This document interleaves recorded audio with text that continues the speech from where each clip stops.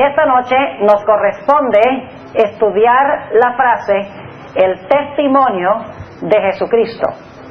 Sin embargo, antes de entrar a nuestro estudio esta noche, quiero invitarles a que inclinen sus rostros conmigo y vamos a hacer lo que hacemos cada noche antes de abrir la palabra. Vamos a orar pidiendo la bendición de Dios. Nuestro Padre, gracias te damos una vez más por el privilegio de estar en tu casa.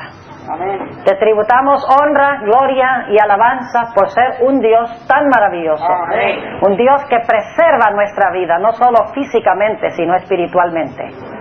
Pedimos, Señor, que al abrir tu palabra esta noche, tú abras nuestros corazones para recibirla. Amén. Oh, Señor, háblanos. Amén. Transfórmanos por medio del poder de tu Espíritu Santo. Amén. Te damos gracias, Señor, porque sabemos que escuchas nuestras oraciones y sabemos que responderás esta, porque te pedimos esto en el nombre precioso de Cristo, nuestro Salvador. Amén. Amén. Amén. En 1 Corintios, el capítulo 12, el apóstol San Pablo compara a la iglesia con un cuerpo. Dice que la iglesia, al igual que el cuerpo, debe ser una. Pero la iglesia, al igual que el cuerpo, aunque es un cuerpo, se compone de muchos diferentes miembros. Así que como el cuerpo es uno, con muchos miembros, la iglesia, según el apóstol Pablo, debe ser una iglesia compuesta de muchos miembros. Ahora, a cada miembro de la iglesia, Dios le ha concedido un don o una función para bien del cuerpo. Algunas personas son llamadas a ser profetas, otras personas son llamadas a ser maestros, otras personas son llamadas a ser evangelistas, otras personas se les da el don de hablar idiomas.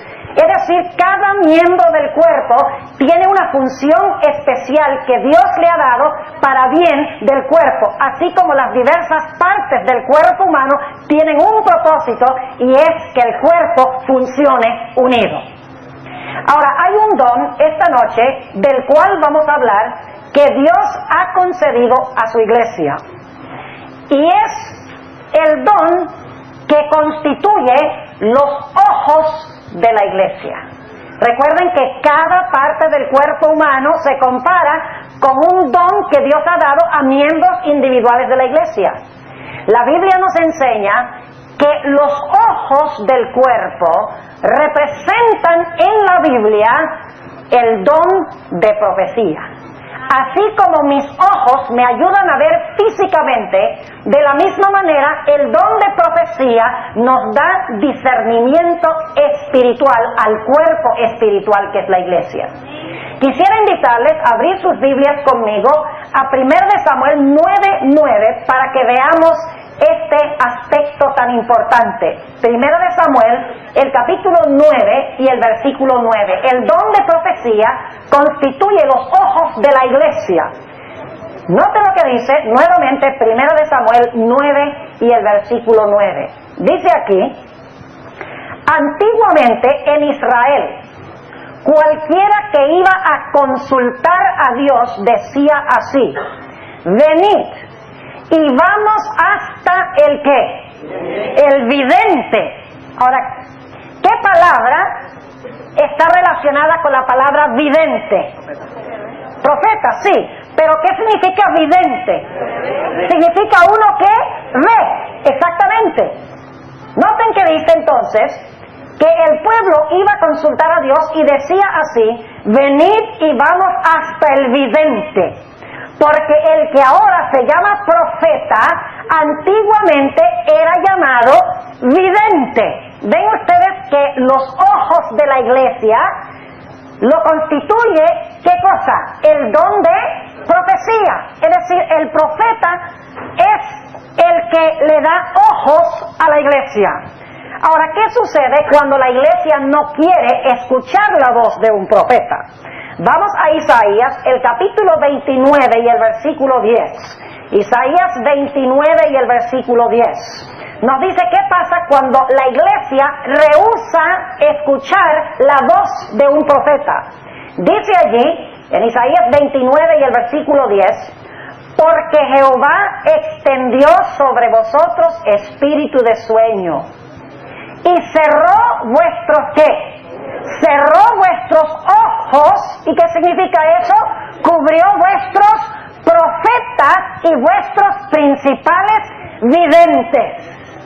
¿Qué sucede cuando la iglesia no quiere el don profético? Cuando no quiere escuchar al profeta, dice que equivale a Dios cubrir los ¿qué? Los ojos de los profetas y los ojos de los videntes para que el pueblo no pueda ver.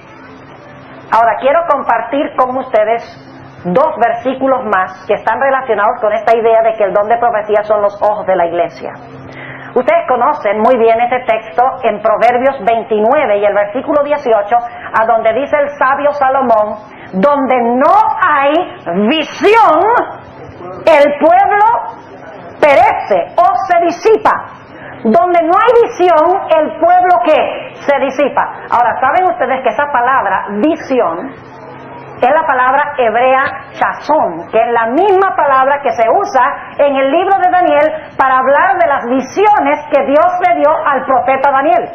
Es decir, lo que el sabio Salomón está diciendo en Proverbios 29:18 es que donde no hay visión profética, el pueblo se disipa, se escurre, se desparrama o perece, como dice en algunas versiones.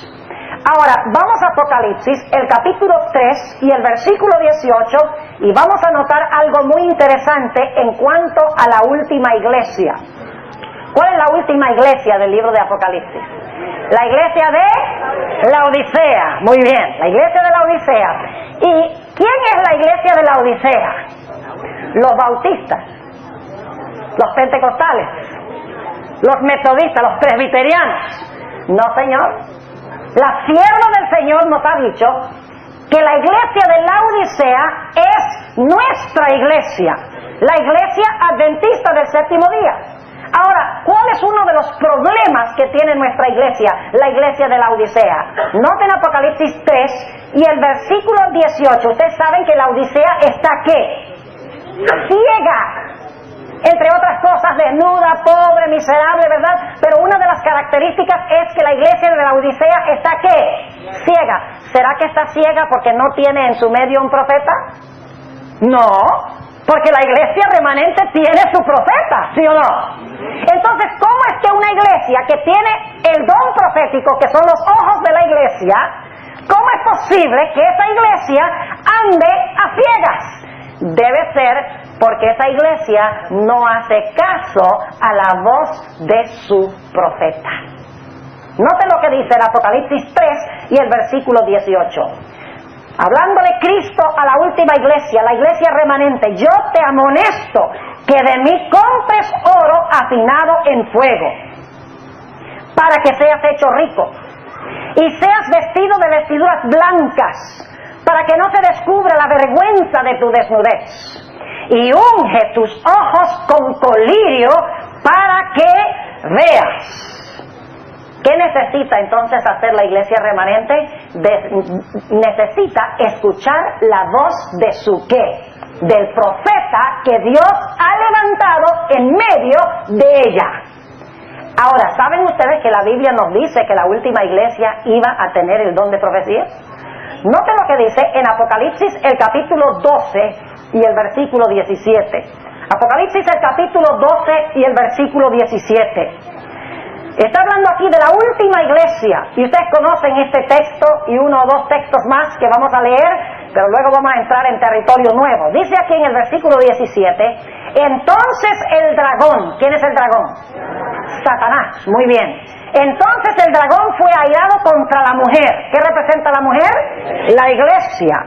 Y se fue a hacer guerra contra los otros o contra el remanente de la simiente de ella. ¿Y qué características tienen estos miembros del remanente?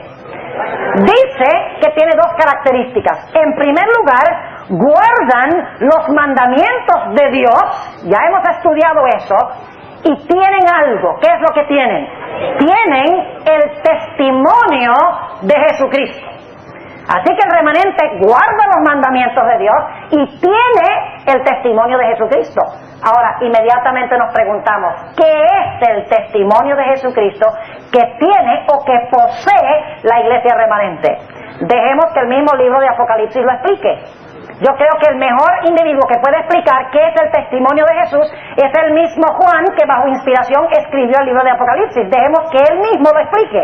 Apocalipsis 19 y el versículo 10. Apocalipsis 19 y el versículo 10. Dice, y yo me eché a sus pies para adorarle. Se le aparece a Juan un ángel. Y Juan dice que se postra para adorar al ángel. Y note lo que sigue diciendo. Y él me dijo, mira que no lo hagas.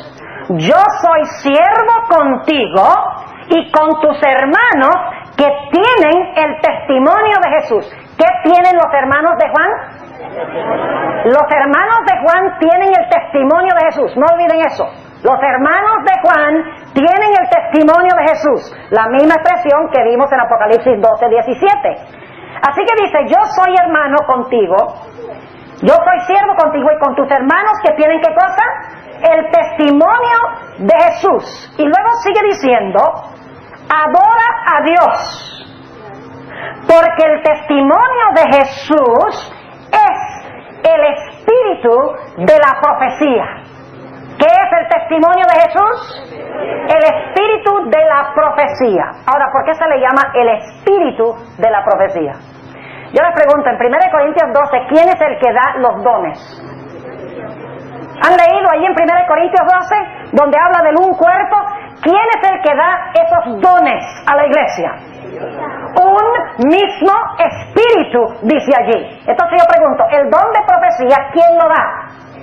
El Espíritu Santo. Por eso es que se conoce como el espíritu de profecía, porque el espíritu es el que da el don de profecía. Ahora, ¿por qué se le llama el testimonio de Jesús al espíritu de profecía? Porque los profetas dieron testimonio ¿de quién? De Cristo.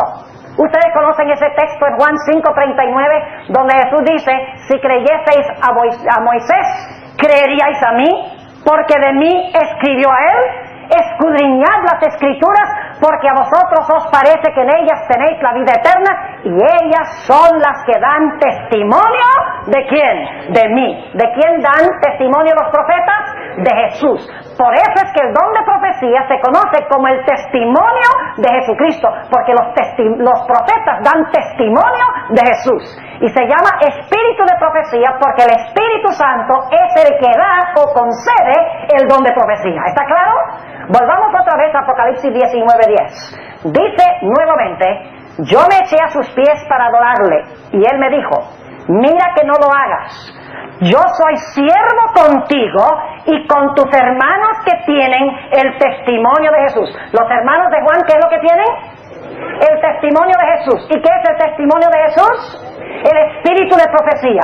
Ahora, vamos a Apocalipsis 22:8 y 9, que está relacionado con este versículo. Apocalipsis 22 y el versículo 8 y 9. Noten lo que declara este versículo tan importante. Yo, Juan, soy el que ha oído y visto estas cosas. Y después que hube oído y visto, noten nuevamente la misma escena, me postré para adorar delante de los pies del ángel que me mostraba estas cosas. Es la misma escena que lo que acabamos de leer en el 19:10. Nuevamente se aparece un ángel, Juan se arrodilla para adorar al ángel, y ahora noten lo que dice el versículo 9. Y él me dijo, mira que no lo hagas. Y ahora viene una parte muy clave. Porque yo soy siervo contigo y con tus hermanos, ¿qué? Los profetas. Ahora, vamos a comparar el 19:10 con el 22:9. ¿Qué tienen los hermanos de Juan en Apocalipsis 19:10? El testimonio de Jesús. Pero ¿quiénes son los hermanos de Juan en el 22:9? Los profetas. Entonces, el testimonio de Jesús significa ser un ¿qué? Un profeta. Entonces yo pregunto, ¿el remanente final que Satanás va a odiar va a tener en su medio la voz profética? Claro que sí. Va a tener el testimonio de Jesús, va a tener el mismo don que tenía Juan. Porque los profetas son hermanos de Juan porque tenían el mismo don que poseía Juan. Es decir, la iglesia remanente iba a tener el testimonio de Jesús, que es el espíritu de profecía. Iba a tener en su medio, en los últimos días, a un profeta. Ahora, nosotros los adventistas creemos que se ha manifestado en nuestra iglesia la voz profética a través de una mujer llamada Elena White. Es una escritora de muchos libros bajo inspiración del Espíritu Santo. Esta noche, en nuestro tema, yo quiero comprobarles sin lugar a duda alguna de que Dios levantó el don profético en la iglesia remanente exactamente cuando la profecía dijo que se debía levantar. Es ineludible, es irrefutable lo que vamos a hablar esta noche. Así que presten cuidadosa atención, porque vamos a ver que para ser la iglesia remanente hay que tener este don.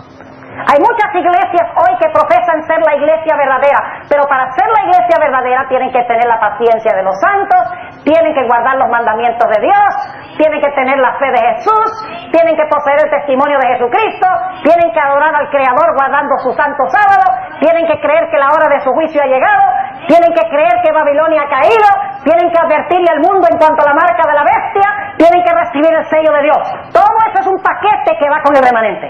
Cualquier iglesia que profese ser la iglesia remanente necesita poseer todas estas características. Ahora, esta noche vamos a hablar del testimonio de Jesucristo. Lo primero que quiero hacer es hablarles un poco sobre lo que hace Dios cuando Dios le da a un profeta una profecía de tiempo. Saben que en el Antiguo Testamento hay varias profecías donde Dios habla de cierto tiempo específico conectado con esa profecía. Déjenme explicarles cómo funciona este asunto cuando Dios da una profecía de tiempo. Lo que hace Dios es que levanta un profeta. A ese profeta Dios le concede un mensaje.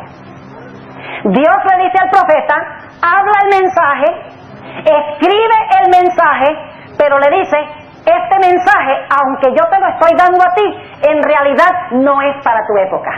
No es verdad presente en tu tiempo. Yo te lo estoy dando para que tú lo hables, para que tú lo escribas, para que lo sepas, pero esto no va a ser verdad presente en tu época, porque yo ahora te doy una profecía de tiempo con este mensaje, y cuando concluya el tiempo de esa profecía que te estoy dando, entonces para aquella generación, al final de ese periodo de tiempo, esto será verdad presente.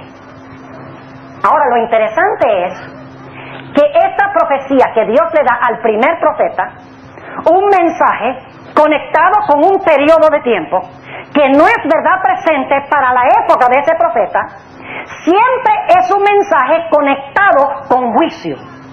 Es un mensaje que siempre tiene que ver con juicio, y es un mensaje a través del cual Dios siempre habla de que cuando termine el periodo Él va a sacar a un pueblo remanente.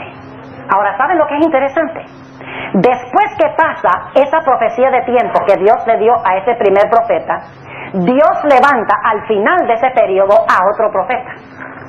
Y a ese otro profeta, cuando concluye el tiempo, Dios le da el mismo mensaje que le dio al primer profeta. Solo que le dice a este último profeta, ese mensaje que no era verdad presente para la época del primer profeta, ahora tú debes proclamar ese mensaje porque es verdad presente para tu generación. Se va a cumplir en tu tiempo y en tu época. Y ¿saben lo interesante? Este segundo profeta siempre habla un mensaje de juicio como el primer profeta. Y el segundo profeta que Dios llama al final de ese periodo, siempre saca juntamente con él a un pueblo remanente.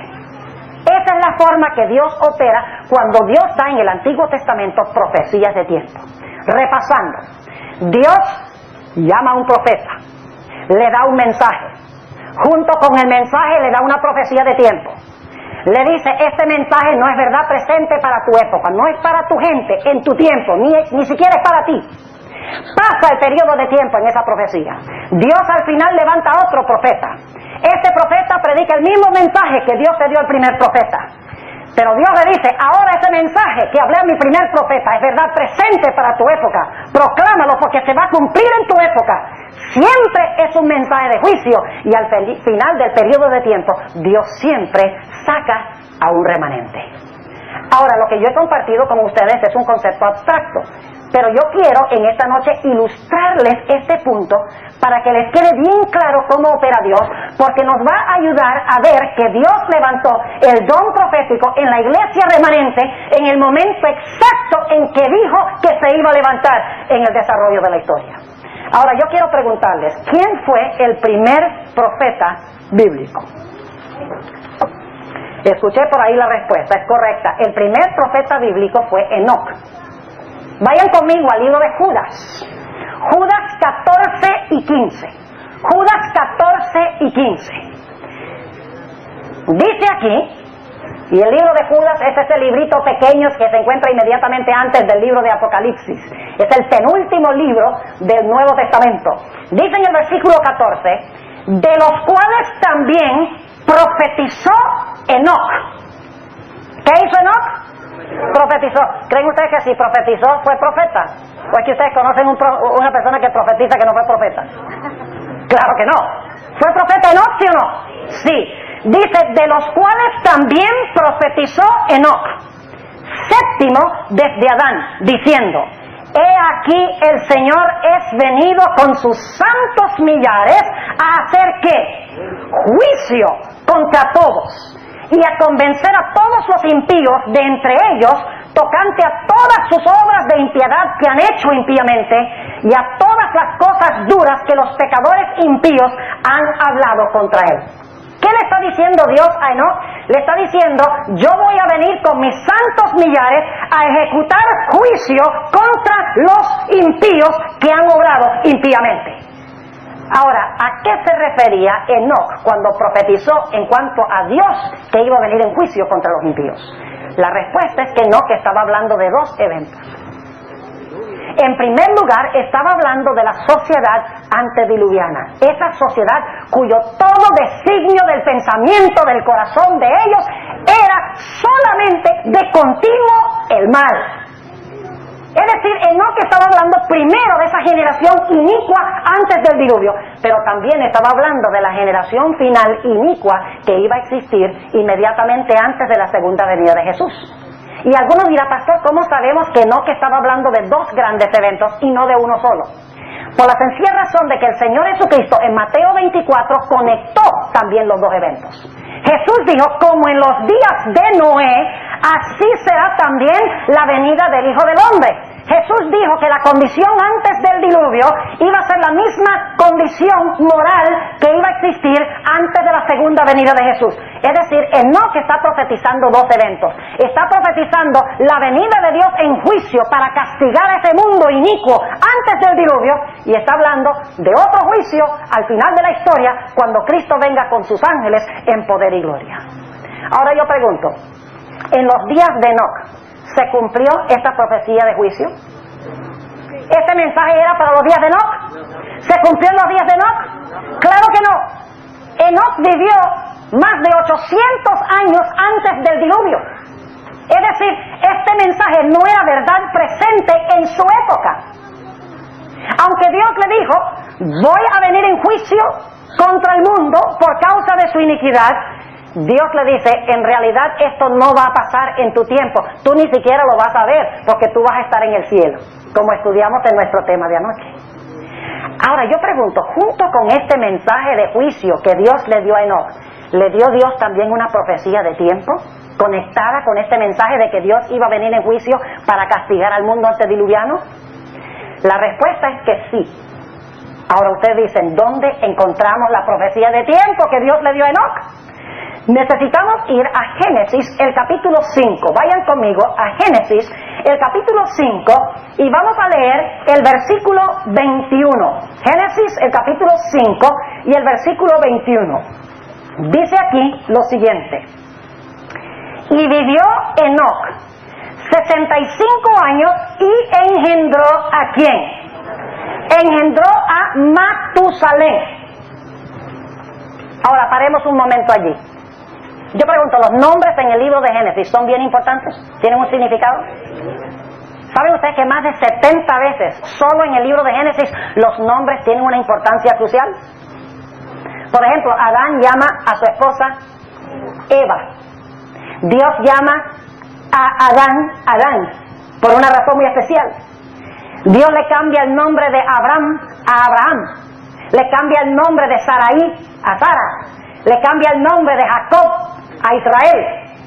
Cuando tiene Jacob ese sueño de la escalera, dice Jacob, esto ahora se llamará ¿qué cosa? Betel, que significa casa de Dios. Es decir, en Génesis los nombres son de crucial importancia. Ahora inmediatamente nos preguntamos, ¿por qué le puso Enoc a su hijo el nombre Matusalén? ¿Qué nombre tan raro? Déjenme decirles que el nombre Matusalén viene de dos palabras hebreas. Es una palabra, un nombre compuesto de dos palabras. La palabra Mu, que significa muerte, y la palabra Shalach, que significa enviado. Juntando esas dos palabras y lo que significan, el nombre Matusalén significa cuando muera será enviado. Ahora, ¿qué nombre tan raro darle a un hijo un nombre que signifique cuando muera será enviado? ¿Por qué le puso Enoc el nombre a su hijo cuando muera será enviado? Nos preguntamos, ¿será enviado qué cuando muera? La respuesta es que cuando muriera Matusalén iba a venir el juicio del cual habló Enoc. Ahora prepárense para una sorpresa bien grande, se los voy a comprobar bíblicamente. ¿Saben ustedes que la tradición judía dice que Matusalén murió 10 días antes del diluvio? Ahora la Biblia no dice que fueron 10 días, pero le voy a comprobar bíblicamente que Matusalén murió el año del diluvio. Cuando murió, el diluvio fue enviado. Vamos a ir a Génesis 5 para comprobarles eso. Génesis el capítulo 5 y el versículo 25. Noten lo que dice. Y vivió Matusalén 187 años y engendró a Lamec. ¿Cuánto tiempo vivió Matusalén hasta que engendró a Lamec? 187, ok, anoten ahí 187. Desde que nació Matusalén hasta que tuvo a Lamec, 187 años. Ahora, noten lo que dice el versículo 28. Y vivió Lamec, desde que él nació, 182 años y engendró un hijo. Así que se tiene que sumar 187 más ¿cuánto? Más 182. Y luego les pregunto, ¿cuántos años vivió Noé antes de venir el diluvio? Génesis 7 y el versículo 11 tiene la respuesta. Génesis 7:11 dice, el año 600 de la vida de Noé, en el mes segundo, a los 17 días del mes, aquel día fueron rotas todas las fuentes del grande abismo y las cataratas de los cielos fueron abiertas. ¿Cuántos años vivió Noé antes de que viniera el diluvio? 600. Así que es muy sencilla la operación. Usted solamente tiene que sumar 187 desde el momento que nace Matusalén, ¿verdad? Hasta el momento que nace Lamec. 182 años desde que nace Lamec hasta que nace Noé. Y 600 años desde que nace Noé hasta que viene el diluvio. ¿Cuánto le da la suma? 187 más 182 más 600. 969. Ahora, ¿por qué es importante esa cifra? Vayan conmigo a Génesis 5 y vamos a leer el versículo 27. Dice, fueron pues todos los días de Matusalén 969 años y murió. ¿Entendieron? ¿Cuándo murió Matusalén? Bíblicamente, el mismo año del diluvio. Ahora ustedes pueden imaginarse una conversación entre Matusalén y sus amiguitos que están jugando por allí. Los amiguitos que lo conocen por primera vez le dicen, ¿cómo tú te llamas? Me llamo Cuando me muera será enviado. Pero qué nombre raro, cuando te mueras será enviado ¿qué? Bueno, lo que está hablando Enoc, mi padre. Pregúntenle a él. De que Dios iba a venir ¿en qué? En juicio contra esa civilización antediluviana. No era verdad presente en los días de Enoc, porque no se realizó en sus días, fue centenares de años después. Cuando muriera Matusalén, iba a venir el diluvio. Cuando muera será enviado. Es decir, el nombre de Matusalén era una profecía de tiempo. Ahora, yo pregunto, cuando este periodo se estaba terminando, ¿levantó Dios a otro profeta? ¿Sí o no? ¿Cómo se llamaba ese profeta que levantó Dios? Noé. Predicó Noé el mismo mensaje que había predicado Enoc centenares de años antes. Dijo Noé que Dios ahora iba a venir en juicio para castigar a la civilización antediluviana, ¿sí o no?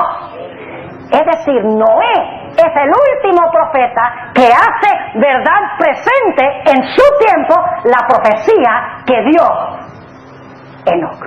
¿Me están entendiendo? Y por eso la Biblia dice, por ejemplo en 2 de Pedro 2:5, que Noé fue un pregonero de justicia. Y dice en Hebreos 11:7 que por su predicación condenó al mundo. Es decir, trajo juicio sobre el mundo por su predicación. Porque como Enoc había dicho que Dios venía en juicio contra ese mundo malvado, ahora Noé dice, en mi tiempo, en mi vida, va a venir Dios a cumplir lo que dijo a través de Enoc. Y ahora Matusalén dice, cuando yo me muera, en este momento será enviado. Y yo pregunto, ¿sacó Dios en los días de Noé, cuando se cumplió esta profecía, a un remanente? Claro que sí. ¿Cuántos fueron? Fueron 8 personas. Ahora, este es solamente el primer ejemplo. Les voy a dar varios ejemplos bíblicos para que ustedes vean que la forma como Dios opera en este sentido es una forma matemática. Vamos a nuestro segundo ejemplo. Génesis, el capítulo 20 y el versículo 7. Génesis, el capítulo 20 y el versículo 7. La mayoría de la gente desconoce que Abraham fue un profeta. Pensamos de Abraham como patriarca. Pero la Biblia dice que Abraham fue un profeta. En un momento lo vamos a leer. Déjenme darles un poquito de marco histórico, de contexto. Ustedes recuerdan que la Biblia dice que Abraham fue y se encontró con Abimelech. Tenía miedo de que Abimelech iba a tomar a su esposa, que era muy bonita. Y entonces le dice a Sara, mira, dile que eres mi hermana. No le digas que eres mi esposa. Porque si le dices que eres mi esposa, entonces me mata a mí y te toma a ti. Por lo menos, si tú le dices que eres mi hermana, te va a tomar a ti, pero no me van a matar a mí. Y si no fuera porque Dios le dio a Abimelech un sueño, se hubiera realizado esto. Ahora noten lo que dice el capítulo 20 y el versículo 7, Dios a Abimelech en este sueño. Ahora pues vuelve la mujer a su marido, porque es profeta y orará por ti y vivirá. Pregunta, ¿fue Abraham profeta, sí o no? Claro que sí. Ahora, ¿qué profecía de tiempo le dio Dios a Abraham? ¿Le dio Dios una profecía de tiempo a Abraham? ¿Vinculado con un mensaje? Claro que sí. Vayan conmigo a Génesis el capítulo 15. Génesis el capítulo 15. Y vamos a empezar nuestra lectura en el versículo 13. Génesis el capítulo 15 y el versículo 13. Dice aquí, entonces dijo a Abraham, Dios está hablando, ten por cierto que tu simiente será peregrina en tierra no suya, y servirá a los de allí, y serán por ellos afligidos, ¿qué? 400 años. ¿Le dio Dios al profeta Abraham una profecía de tiempo? ¿Sí o no? Claro que sí. Ahora, ¿qué iba conectada con esta profecía de tiempo? ¿Qué mensaje iba conectado con esta profecía de tiempo? Noten lo que dice el versículo 14. Mas también a la gente a quien servirán, ¿qué? Juzgaré yo. Y después de esto saldrán con grande riqueza. El mensaje que Dios le dio a Abraham, ¿fue un mensaje de juicio? ¿Sí o no? ¿Iba vinculado con una profecía de tiempo? ¿Sí o no? Claro que sí. Ahora, ¿esta profecía era verdad presente para los días de Abraham? ¿Sucedió esto en los días de Abraham? ¿Qué va? Note lo que dice el versículo 15. Dice, y tú vendrás a tus padres en paz, y serás sepultado en buena vejez. Es decir, esta profecía que yo te estoy dando no es para ti. A ti no te van a tribular, tú no vas a estar cautivo, yo no voy a tener que librarte a ti, tú sencillamente vas a venir en paz a tus padres, te vas a morir tranquilito en paz. Es decir, no es para tu época. Ahora yo pregunto, cuando concluyeron los 400 años, levantó Dios a otro profeta para hacer del mensaje de Abraham verdad presente. ¿Quién fue ese profeta? Se llamaba Moisés. Y algunos dicen, bueno, pero Moisés no fue profeta. Moisés era el líder de Israel. Pero la Biblia dice que Moisés era profeta. Vamos a verlo. Vamos al libro de Oseas. Oseas el capítulo 12. Oseas el capítulo 12. Y vamos a leer en la última parte del capítulo en cuanto a Moisés. Dice en el capítulo 12 y específicamente en los versículos 13 y 14 lo siguiente. Dice: mas Jacob huyó a tierra de Aram, y sirvió Israel por mujer, y por mujer fue pastor. Y ahora noten el versículo 14. Y por profeta hizo subir Jehová a Israel de Egipto, y por profeta fue guardado. ¿Fue Moisés un profeta? Claro que sí. Ahora yo pregunto, ¿Moisés habló sobre el mismo tema del cual había hablado Abraham? ¿Trataron el mismo punto? Sí, porque Abraham dijo: cuando pasen los 400 años, ustedes van a ser esclavos, cuando pasen los 400 años, al final del periodo, a esa gente yo la voy a juzgar. Al final del periodo, Dios levanta a Moisés y le dice a través de Moisés al pueblo: ahora es el momento que a esa gente yo la voy a juzgar y los voy a sacar a ustedes, como le prometí a Abraham, mi profeta. ¿Hizo Moisés verdad presente el mensaje y la profecía de tiempo que había dado Abraham? Claro que sí. Y yo pregunto, ¿sacó Moisés de Egipto a un pueblo remanente? Claro que sí. Fíjense cómo funciona en este caso también. Pero estos no son los únicos ejemplos. A través de toda la historia, Dios opera, mis hermanos y mis hermanas, de esta forma matemática. Levanta a un profeta, le da un mensaje, junto con el mensaje una profecía de tiempo, le dice: esta profecía no es para tu época, nada más te la doy a ti. Después que pase el tiempo, yo levanto otro profeta. Ese profeta dice: ahora el mensaje del primer profeta es verdad presente, porque el tiempo ha concluido. Dios juzga y Dios saca a un pueblo remanente. Esa es la forma como opera Dios cuando da estas profecías de tiempo. Ahora vamos a nuestro tercer ejemplo.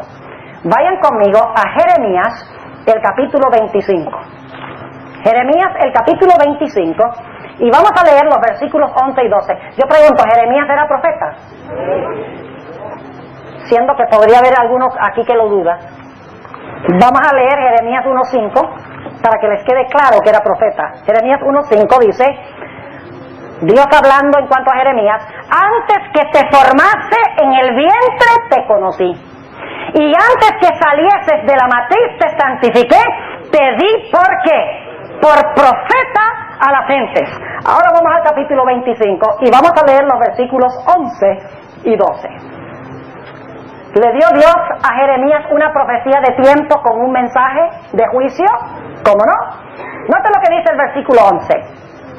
Y toda esta tierra, hablando de la tierra de Israel, Dios va a venir para castigarlos por su apostasía. Babilonia va a venir y va a destruir el templo, la ciudad, los muros. Dice: y toda esta tierra será puesta en soledad, en espanto, y servirán estas gentes al rey de Babilonia, ¿cuánto?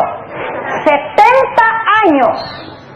¿Le dio Dios a Jeremías una profecía de tiempo? ¿Sí o no? ¿Y qué dice Dios que va a pasar después de los 70 años? Versículo 12. Y será que cuando fueren cumplidos los 70 años, es decir, al final del periodo de tiempo, visitaré sobre el rey de Babilonia. ¿Qué significa eso? Visitaré sobre el rey de Babilonia. ¿Ustedes creen que esa es una visita amistosa?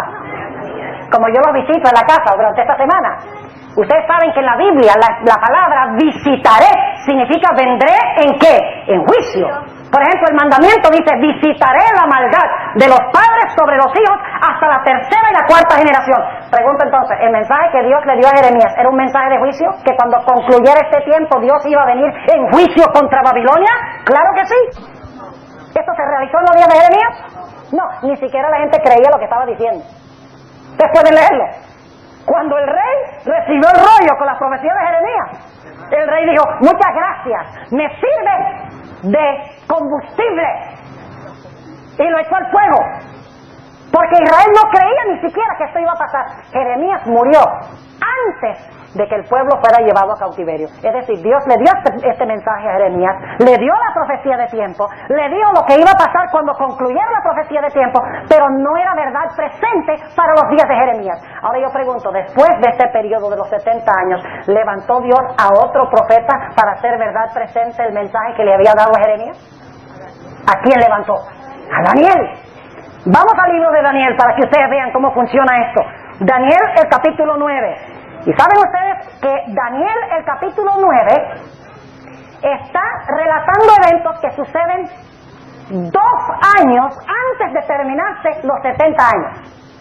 2 años antes de concluir esta profecía. Ahora Daniel va a hacer verdad presente lo que Dios le dio a Jeremías. Note lo que dice Daniel 9, 1 y 2.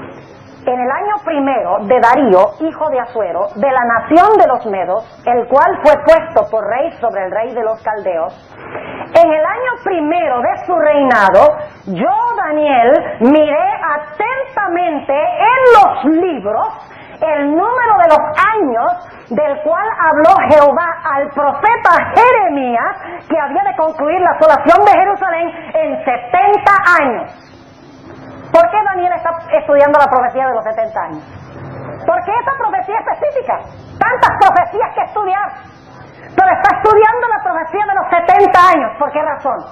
Porque Daniel va a hacer del mensaje de Jeremías verdad presente en su época. ¿Cumplió Dios en los días de Daniel esta profecía?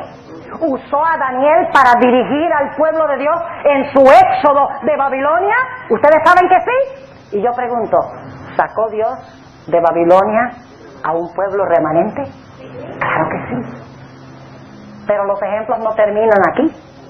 Recuerden que estamos tratando de ver cuándo Dios iba a levantar el último profeta en la iglesia remanente, el testimonio de Jesús, el don de profecía. Vamos a nuestro siguiente ejemplo. Yo me imagino que la mayoría de los que están aquí conocen una profecía que se conoce como la profecía de las 70 semanas. ¿Han oído hablar de la profecía de las 70 semanas?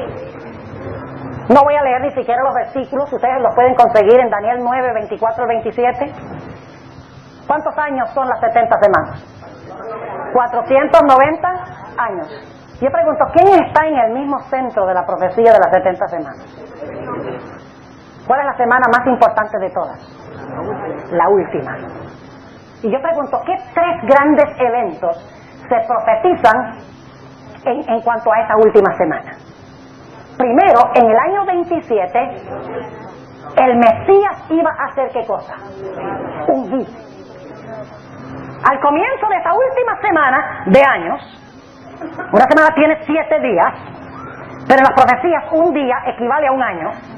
En esos últimos 7 años, de los 490 años de la profecía de las 70 semanas, iban a pasar 3 cosas cruciales. Primero, el Mesías iba a ser ungido. ¿A qué se refería eso? ¿Cuándo fue ungido Jesús? En el momento de su bautismo. El segundo gran evento que se iba a realizar en la profecía de las 70 semanas, al final, era que en la mitad de esa última semana, el Mesías iba a ser ¿qué? Muerto o crucificado. Yo pregunto, ¿se realizó eso con Jesús? ¿Murió como el Cordero de Dios en la mitad de esa última semana? Claro que sí. Y el tercer evento que se iba a realizar en esa última semana de la profecía de las 70 semanas era el rechazo del Mesías por la nación judía, y el mensaje iba a ir de los judíos a los gentiles.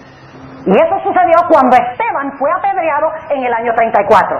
3 grandes eventos en la profecía de las 70 semanas. 1, el bautismo del Mesías. 2, que el Mesías iba a ser crucificado como el Cordero de Dios que quita el pecado del mundo. Y 3, la nación judía iba a ser rechazada como el pueblo especial de Dios. Ahora yo pregunto, ¿esta profecía era verdad presente en los días de Daniel? Esta profecía de tiempo, donde él hablaba de que el Mesías iba a venir, iba a ser ungido, iba a morir como el Cordero, la nación judía iba a ser rechazada, ¿esa era verdad presente en los días de Daniel? ¿Qué va? Daniel murió centenares de años antes que se cumpliera esto. Pero ahora yo les pregunto, al final de ese periodo levantó Dios a otro profeta para decir que el tiempo de las 70 semanas se había cumplido y que el Mesías había llegado, ¿sí o no?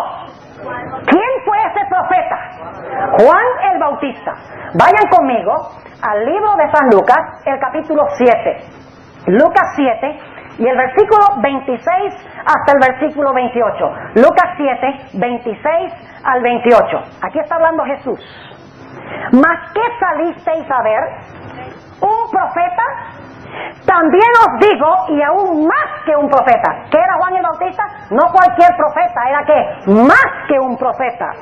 Este es de quien está escrito: he aquí envío mi mensajero delante de tu faz, el cual aparejará tu camino delante de ti. Porque os digo que entre los nacidos de mujeres no hay mayor profeta que Juan el Bautista, mas el más pequeño en el reino de los cielos es mayor que él. Pregunta, ¿fue Juan el Bautista un profeta, sí o no? ¿Y por qué fue levantado Juan el Bautista? ¿Quién ungió? ¿Quién bautizó a Jesús? Y cuando lo bautizó, ¿cómo lo presentó? He aquí el Cordero de Dios que quita el pecado del mundo. ¿Está siendo verdad presente la profecía de las 70 semanas, la última semana, sí o no? Claro, porque Él es el que bautiza al Mesías, como decía en la profecía de las 70 semanas. Él es el que introduce al Mesías como el Cordero que será inmolado a la mitad de la semana. Ahora yo pregunto, ¿Juan el Bautista también profetizó en cuanto al rechazo de la nación judía? Sí, señor. Ustedes pueden leer, por ejemplo, en Mateo el capítulo 3. Él dice, ahora la segur está puesta a la raíz de todos los árboles. Y cualquier árbol que no produce fruto será ¿qué? Cortado y echado en el fuego. ¿A qué árbol se refería Juan el Bautista cuando dice cualquier árbol que no produce fruto será cortado y echado en el fuego? El árbol representa a la nación judía. Y ustedes dicen, ¿cómo sabemos eso? Porque en la última semana de la vida de Jesús, antes de su crucifixión, el Señor Jesucristo vio de lejos una higuera. Y si tuviera tiempo les predicaba el tema completo sobre las 3 referencias a la higuera en los evangelios, que es en Mateo 3, Lucas 13 y Marcos 11. Pero solamente voy a referirme brevemente al último episodio que menciona la higuera. Dice la Biblia que el Señor Jesucristo vio una higuera. En la Biblia la higuera representa a Israel, nadie discute eso. Aún los teólogos no adventistas dicen que la higuera representa al pueblo de Israel. El Antiguo Testamento también lo dice. Entonces Jesús le dice a los discípulos, vamos a buscar fruta en esa higuera. Y así van caminando y cuando llegan encuentran esa higuera llena de hojas frondosas, un árbol pero lindísimo que ostentaba mucho, pero no tenía ni un solo higuito. ¿Saben algo interesante? En Israel a la higuera le salen primero los frutos y después le salen las hojas. Es decir que en Israel cuando una higuera tiene hojas es un anuncio de que tiene fruto. Pero aquí está este árbol lleno de hojas, ostentando mucho, y cuando Jesús llega, ni un solo higo. ¿Y qué dice Jesús? A esta higuera que representaba a Israel. Nunca más, jamás produzcas tu fruto. Y dice que el siguiente día pasaron por allí, Marcos 11, 12 al 14, y dice que el árbol se había secado desde sus raíces. ¿Qué estaba profetizando Juan cuando dijo que todo árbol que no produce fruto es cortado y echado en el fuego? Estaba profetizando lo que iba a pasar con la nación judía. Es más, Juan dijo que el Mesías cuando viniera iba a aventar su ¿qué? Su era. Iba a reunir el trigo en su alfolí, pero la paja la iba a echar ¿al qué? Al fuego. Ya tenemos allí un juicio. El trigo son los seguidores de Jesús. Mientras que la paja que se quema son aquellos hijos del reino que son echados a donde es el lloro y el crujir de dientes. Juan el Bautista también les dijo, y no penséis decir dentro de vosotros, somos hijos de Abraham, porque Dios puede levantar a hijos de Abraham de esas piedras. Pregunto entonces, Juan el Bautista, al final de las 70 semanas, ¿predicó el mismo mensaje que encontramos en esta profecía de tiempo? ¿Sí o no? ¡Claro que sí! Es decir, Juan el Bautista hizo verdad presente la profecía de las 70 semanas. Y ahora yo pregunto, cuando la nación judía fue rechazada y terminó esta profecía de tiempo, ¿sacó Dios, cuando juzgó a la nación judía, a un remanente? ¿Cuál remanente fue? Los 12 apóstoles que formaron el núcleo ¿de qué? De la iglesia cristiana. Ahora he guardado el mejor ejemplo de último. ¿Han visto cómo opera esto? ¿Lo entienden? Levanta a Dios un profeta, le da un mensaje. Conectado con el mensaje, una profecía de tiempo. Le dice, este mensaje, aunque te lo doy a ti, no es para tu tiempo, no es verdad presente. Pasa el tiempo, en la profecía, Dios levanta a otro profeta. Le da el mismo mensaje que al primer profeta y le dice, el tiempo se cumplió, ahora esta es verdad presente para tu época. Es un mensaje de juicio y al final Dios siempre saca a un remanente. Esa es la forma como Dios opera. Lo hemos comprobado con Enoc y con Noé, con Abraham y con Moisés, con Jeremías y con Daniel en la profecía de las 70 semanas y con Juan el Bautista. Ahora vamos a nuestro último ejemplo. Hay otra profecía en el libro de Daniel que es más larga que la de las 70 semanas. ¿Cuál profecía es esa? La profecía de los 2300 días, que no son días sino que son ¿qué? Años. ¿Con qué tiene que ver esta profecía de los 2300 días? Se encuentra en Daniel 8:14, donde dice hasta 2300 días de tarde y mañana y el santuario será purificado. ¿Qué evento se está describiendo cuando se habla de que el santuario será purificado? ¿Cuándo se purificaba el santuario en el Antiguo Testamento? Una vez al año, en el día de la expiación. ¿Era un día de juicio, sí o no? Claro, era un día cuando Dios separaba a los penitentes que afligían su alma en el día de la expiación, ayunaban, lloraban por perdón de sus pecados de aquellos que no simpatizaban con la obra del sumo sacerdote. Era un día de juicio, el Yom Kippur, el día de expiación. Es decir, que en Daniel 8:14 se está prediciendo que en 2300 años, desde el tiempo cuando empezó a cumplirse esta profecía, el santuario iba a ser purificado. Es decir, iba a comenzar ¿qué cosa? El juicio. Y tiene que haber comenzado en el santuario celestial, porque 2300 años después de los días de Daniel no había santuario terrenal, había sido destruido en el año 70 por las tropas de los romanos. Tiene que ser otro santuario. El libro de Hebreos dice que ahora el santuario es donde está Cristo. El sumo sacerdote es Cristo. La ciudad no es Jerusalén terrenal, sino la Jerusalén celestial. Es decir, hoy en día el santuario que va a ser purificado es el santuario celestial a donde ministra Cristo, nuestro sumo sacerdote. Así que Dios le da a Daniel esta magnífica profecía, que en 2300 años el santuario iba a ser purificado.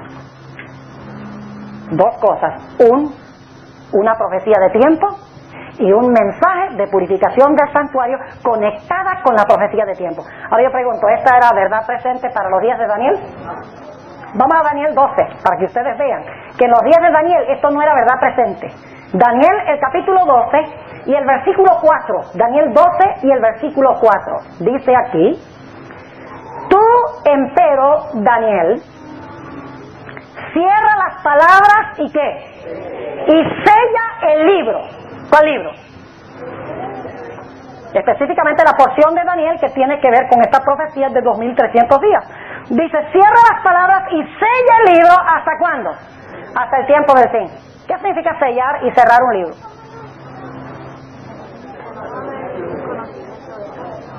Si usted tiene un libro sellado y cerrado, ¿lo puede leer?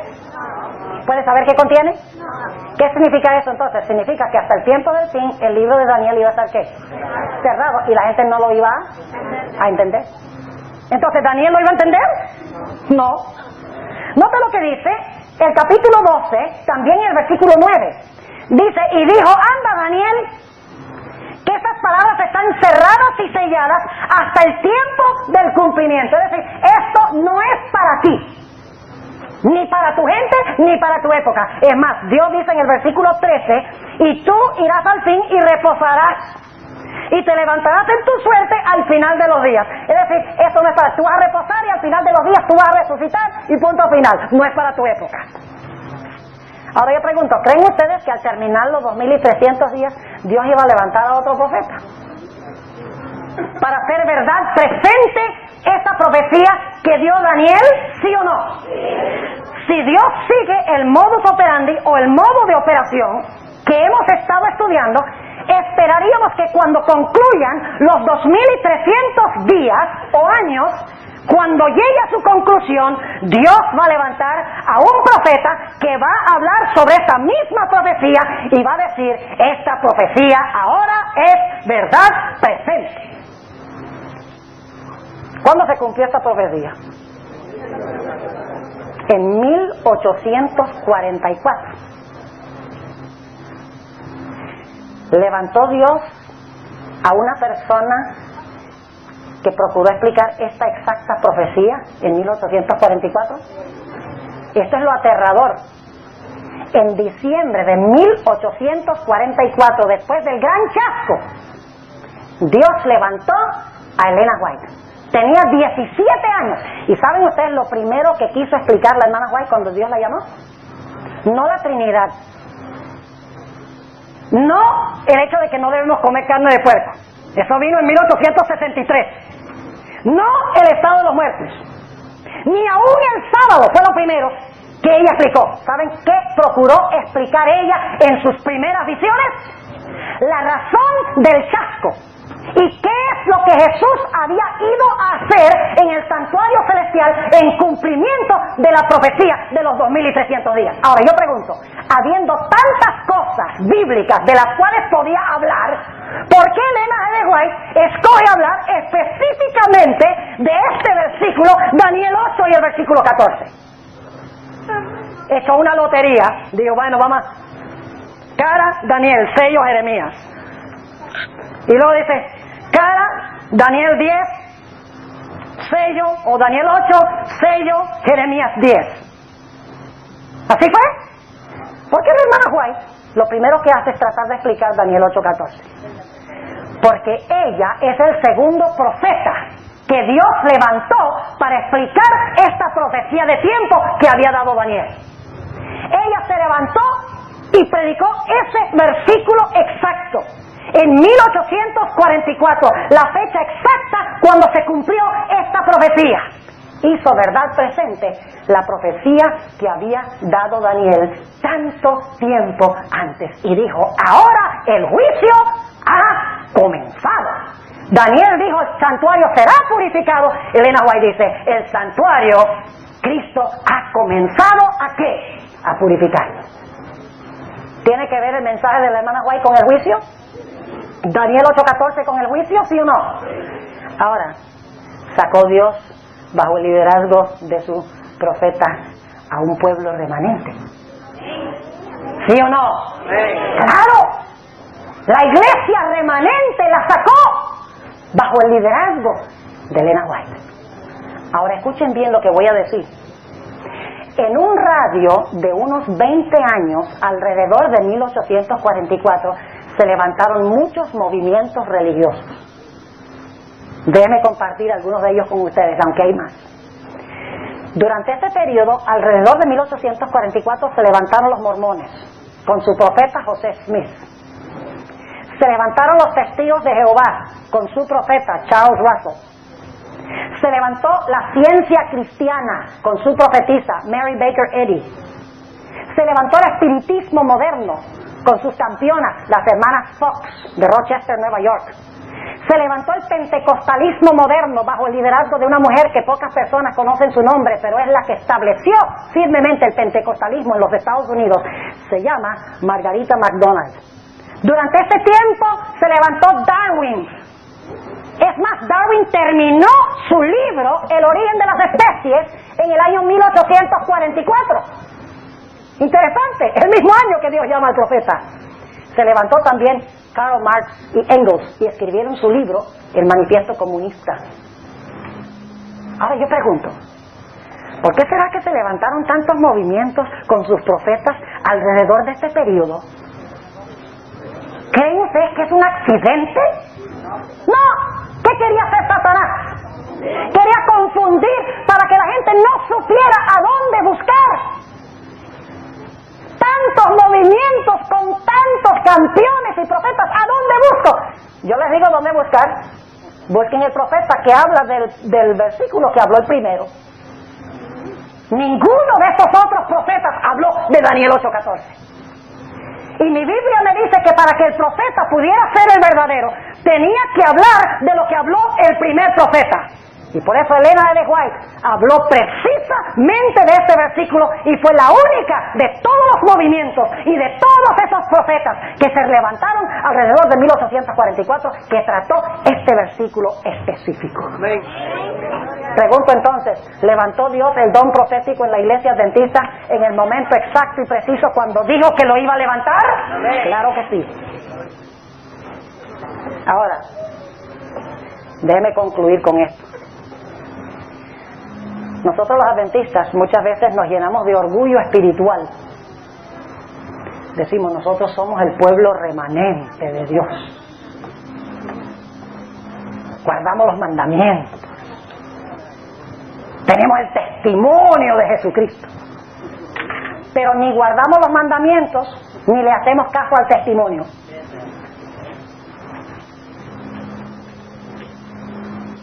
Hoy en día hay mucha gente en la iglesia adventista que está atacando el don de profecía. ¿Y saben algo?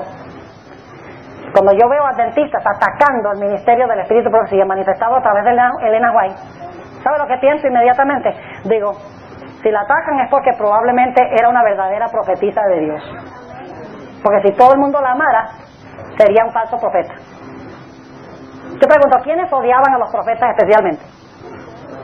¿Quiénes odiaban? Cuando Dios levantaba un profeta, los filisteos lo odiaban.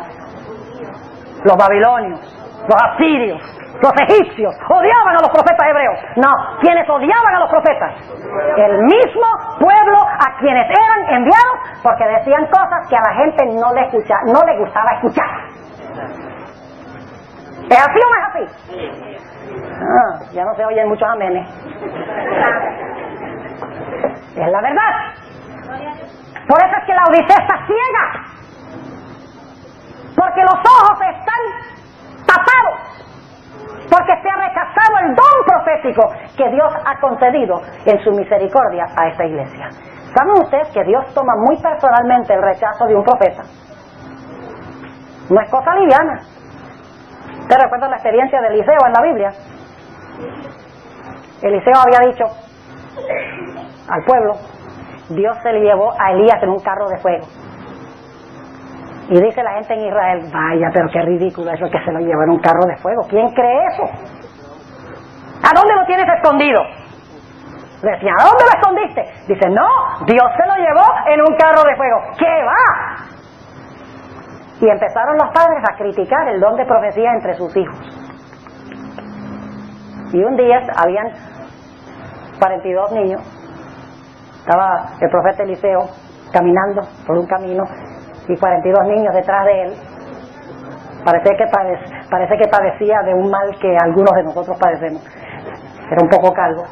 Y los niños están diciendo, sube tú también calvo, sube tú también calvo. Y dice la Biblia que Eliseo se volteó y los maldijo en el nombre de Jehová.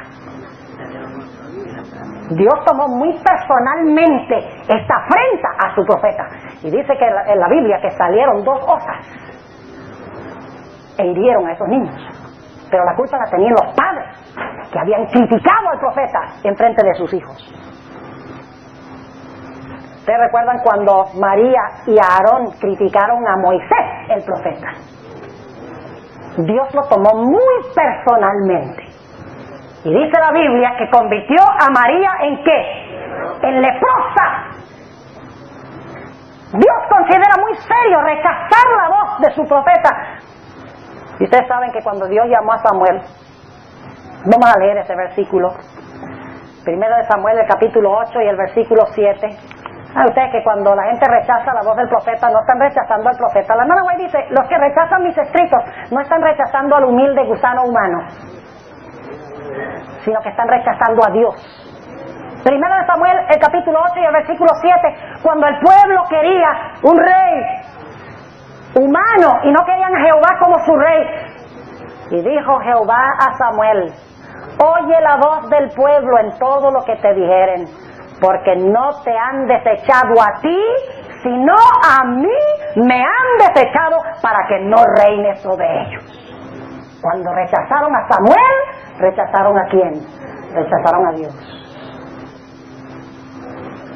Hay muchas reacciones al espíritu de profecía y concluyo con esto. Hay personas que abiertamente atacan el espíritu de profecía. Por lo menos uno sabe dónde esta gente está parada. La atacan abiertamente. Pero hay actitudes más peligrosas. Hay aquellos que ignoran los escritos inspirados. No los atacan, pero los ignoran. No los leen. Inclusive un hermano una vez, fui a su casa y este hermano me llevó a la biblioteca de su casa y me mostró toda la colección de los libros del espíritu de profecía y todos estaban cubiertos con su celofán. y me dice, mire pastor, tengo todos los libros de la hermana White. Le digo, oye hermano, están muy lindos, pero ¿por qué están todavía en celofán? Dice, porque si no los dejo en el celofán se dañan. Eso ilustra el problema que tienen muchos adventistas. Los libros están llenos de polvo o están en celofán y no los estamos leyendo. No los atacamos, pero los ignoramos, que es lo mismo, los vamos a perder igual. Hay otras personas que hacen un uso selectivo del espíritu de profecía. Un uso selectivo. Antes de que usted use el espíritu de profecía para aplicárselo a otro, asegúrese que usted está viviendo en armonía con todo. Les doy una ilustración. Mi papá, cuando era presidente en esa época de la misión venezolana oriental en Caracas, se fue por allá a una ciudad que se llama Carúpano, en el oriente de Venezuela. Se fue con el departamental de educación porque estaban teniendo problemas, como ustedes aquí, no conseguían suficientes alumnos para la escuela. Y el departamental de educación un sábado por la mañana llegó y sacó los libros de la hermana White, el libro de la educación cristiana, leyó citas de la hermana White y le dio pero leña a los hermanos. Le dio palo limpio. ¿Por qué no mandaban a sus hijos? Que mire lo que dice la sierva de Dios. Y había un hermano en la iglesia, el primer anciano, que estaba bien molesto, porque de verdad los apabulló. La próxima mañana estaba mi papá y el departamental ahí en el restaurante, desayunando antes de irse, y ese primer anciano tenía que decirle algo a mi papá antes de que se fuera, así que llegó al hotel, a la recepción, y preguntó por mi papá, y el señor le dijo, no, ellos están comiendo en el restaurante, así que si te quiere vaya. Se metió ahí al restaurante, llega a la mesa donde está mi papá y el departamental de educación, y el departamental se está comiendo su tremendo bistec. Y ahora el anciano dice, aquí me saco el clavo, y mira a ese departamental en los ojos, y le apunta con el dedo, y le dice, usted es un hipócrita. Ayer usted nos apabulló y nos hirió leyendo del espíritu de profecía, que debemos mandar a nuestros hijos a escuelas adventistas. ¿Qué dice la sierva de Dios en cuanto a comer carne? Mi papá dice, para usar sus propias palabras, que parecía que ese departamental se había tragado un sapo. ¿Qué iba a decir? Nada, no pudo decir nada. Se puso de todos los colores, se tragó la lengua. Se fue el hermano contento de haberse sacado ese clavo de encima. Y después que se fue, mi papá lo miró y le dijo, mire, asegúrese antes de usar el espíritu de profecía que usted esté viviendo en armonía con todos los principios que ella da. Mis hermanos y mis hermanas, a veces se usa el espíritu de profecía como un bate para maltratar a la gente en la iglesia. Dios no dio el espíritu de profecía para eso. Dios dio el espíritu de profecía para que nosotros individualmente lo estudiemos y lo practiquemos de una forma concienzuda en nuestra vida. Dios quiere que nosotros lo estudiemos y apliquemos los principios a nuestra vida. Y saben que si lo hacemos seremos mucho más felices. Yo no tengo ninguna duda de que Dios levantó el espíritu de profecía exactamente cuando dijo que la iba a levantar. Lo hemos demostrado esta noche. Si alguno cree que puede refutar lo que yo he presentado esta noche, lo animo de que trate de hacerlo, porque lo hemos estudiado de la Biblia. ¿Cómo Dios opera? Dios tenía que levantar un profeta en 1844 para hablar de los 2300 días. Y lo hizo en el lugar exacto, en el momento exacto, cuando levantó el espíritu de profecía. La pregunta clave es, ¿qué vamos a nosotros a hacer con el espíritu de profecía? ¿Lo vamos a dejar ahí? ¿No les parece que es mejor sentarse a leer el deseado de todas las gentes que sentarse a ver horas y horas de televisión?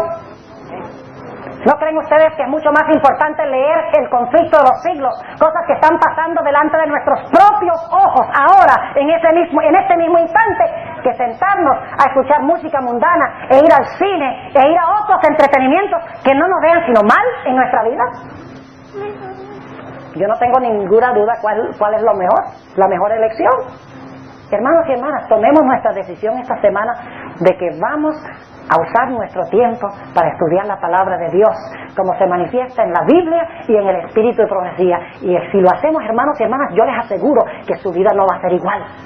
Usted va a ver cambios en su vida. Usted va a ver cambios en la iglesia. Va a llegar el momento cuando usted ni siquiera va a reconocer la iglesia. Va a decir, esta iglesia ha mejorado, ha crecido espiritualmente, como no me lo puedo imaginar. ¿Cuál será el secreto? Todos están estudiando y todos están orando y todos están testificando. No están perdiendo tiempo con lo que no vale la pena.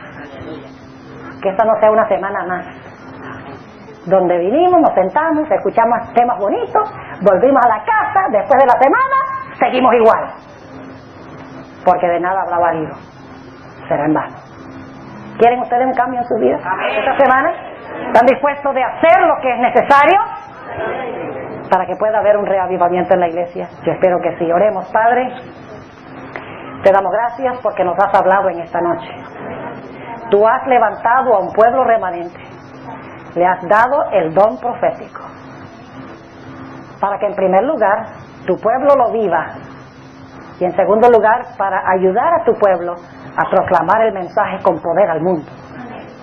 Te ruego, Señor, que esta semana no sea una semana más, que tú des un reavivamiento y una reforma en esta iglesia, en Caguas 1, todas las iglesias representadas aquí. Ayúdanos, Señor, a dedicarte el tiempo que tú te mereces para que podamos crecer espiritualmente. Te doy gracias, Señor, por habernos acompañado y por responder mi oración. En el nombre de Jesús. Amén. Esta noche nos corresponde estudiar la frase, el testimonio de Jesucristo.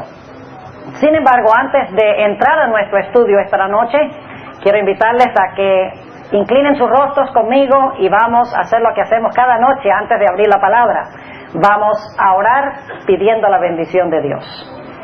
Nuestro Padre, gracias te damos una vez más por el privilegio de estar en tu casa. Amén. Te tributamos honra, gloria y alabanza por ser un Dios tan maravilloso. Amén. Un Dios que preserva nuestra vida, no solo físicamente, sino espiritualmente. Pedimos, Señor, que al abrir tu palabra esta noche, tú abras nuestros corazones para recibirla. Amén. Oh, Señor, háblanos. Amén. Transfórmanos por medio del poder de tu Espíritu Santo. Te damos gracias, Señor, porque sabemos que escuchas nuestras oraciones y sabemos que responderás esta, porque te pedimos esto en el nombre precioso de Cristo, nuestro Salvador. Amén. Amén. Amén.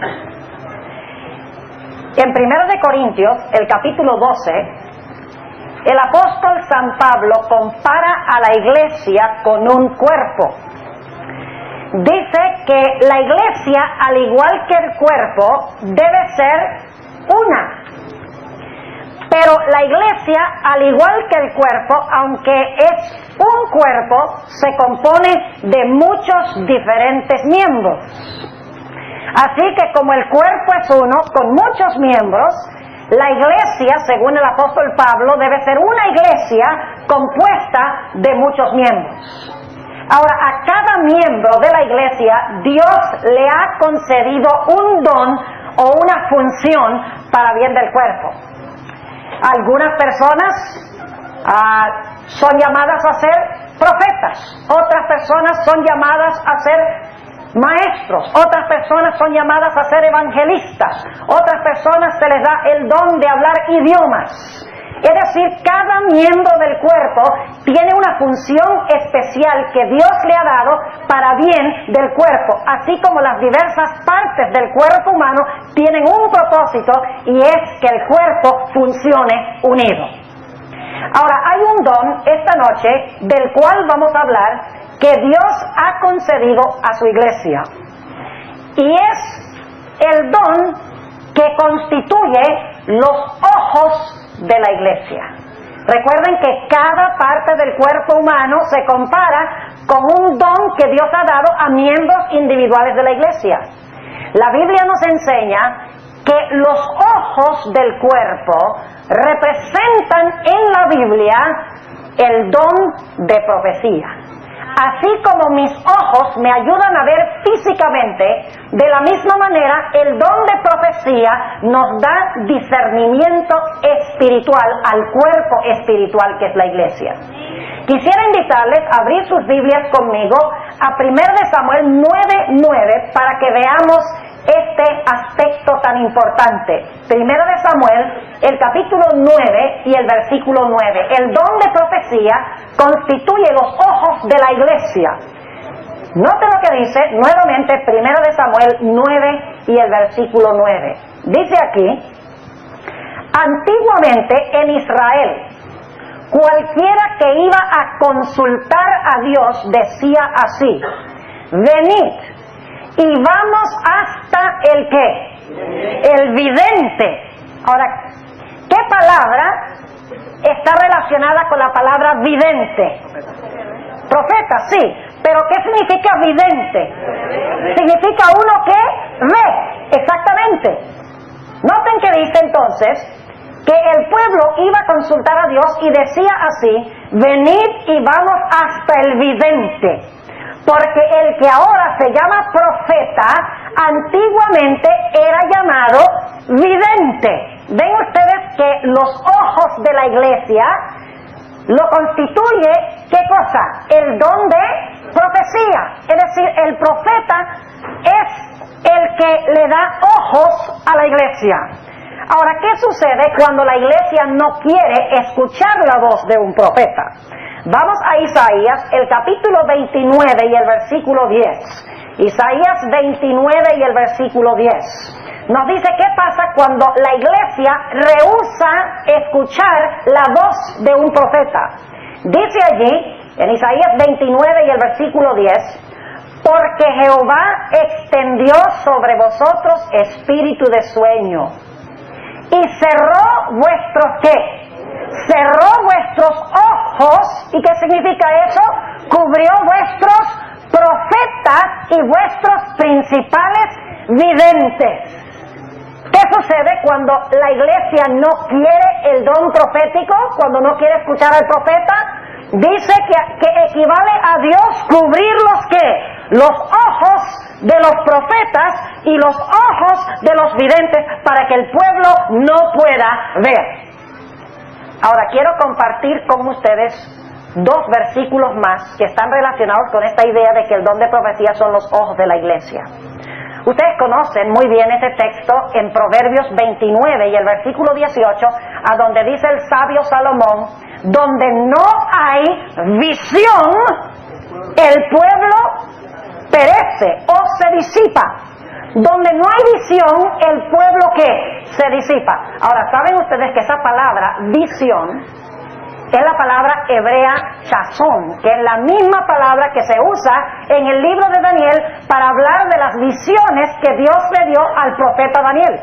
Es decir, lo que el sabio Salomón está diciendo en Proverbios 29:18 es que donde no hay visión profética, el pueblo se disipa, se escurre, se desparrama o perece, como dice en algunas versiones. Ahora, vamos a Apocalipsis, el capítulo 3 y el versículo 18, y vamos a notar algo muy interesante en cuanto a la última iglesia. ¿Cuál es la última iglesia del libro de Apocalipsis? La iglesia de Laodicea. Muy bien, la iglesia de Laodicea. ¿Y quién es la iglesia de Laodicea? Los bautistas, los pentecostales, los metodistas, los presbiterianos. No, señor. La sierva del Señor nos ha dicho que la iglesia de Laodicea es nuestra iglesia, la iglesia adventista del séptimo día. Ahora, ¿cuál es uno de los problemas que tiene nuestra iglesia, la iglesia de Laodicea? Noten Apocalipsis 3 y el versículo 18. Ustedes saben que Laodicea está ¿qué? Ciega. Entre otras cosas, desnuda, pobre, miserable, ¿verdad? Pero una de las características es que la iglesia de Laodicea está ¿qué? Ciega. ¿Será que está ciega porque no tiene en su medio un profeta? No, porque la iglesia remanente tiene su profeta, ¿sí o no? Entonces, ¿cómo es que una iglesia que tiene el don profético, que son los ojos de la iglesia, cómo es posible que esa iglesia ande a ciegas? Debe ser porque esa iglesia no hace caso a la voz de su profeta. Noten lo que dice el Apocalipsis 3 y el versículo 18. hablándole Cristo a la última iglesia, la iglesia remanente, yo te amonesto que de mí compres oro afinado en fuego, para que seas hecho rico, y seas vestido de vestiduras blancas, para que no se descubra la vergüenza de tu desnudez, y unge tus ojos con colirio para que veas. ¿Qué necesita entonces hacer la iglesia remanente?